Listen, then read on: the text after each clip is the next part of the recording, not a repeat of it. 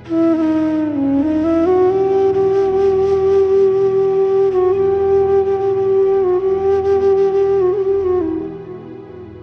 আমি শুনতে পাই কালের ধ্বনি, পায়ের আওয়াজ, হৃদয়ের কম্পন, বাতাসে শূন্যতার হাহাকার, নিয়ন আলোতে অন্ধকারের প্রচ্ছন্ন ছায়া।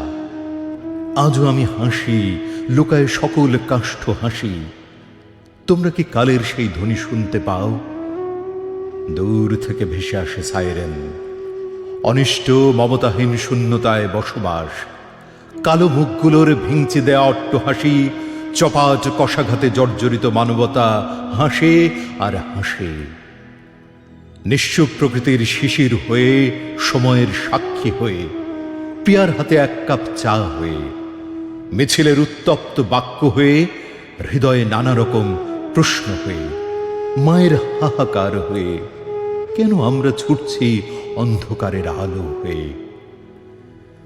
জাগো প্রকৃতি জাগো, নিস্তব্ধতার প্রতিবাদ হয়ে, লাল সিঁদুর আর জায়নামাজে দাঁড়িয়ে থাকা ইবাদতে মগ্ন হয়ে, স্রষ্টার পানে কিংবা চার্চের ঘণ্টাধ্বনি হয়ে, গৌতম বুদ্ধের কালীর বাণী হয়ে, তবুও জাগো সত্যের বাণী হয়ে। কখনো ধ্বংস হয়ে, কখনো সৃষ্টি হয়ে, মানব জীবন রিক্ত হয়ে, নীল ধূসর লাল আলোর দিশারি হয়ে। নিস্তব্ধতা ভাঙো আমার অস্তিত্বের শক্তি হয়ে। আমি আছি মানুষ হয়ে, সকলের তরে, সকলের হয়ে।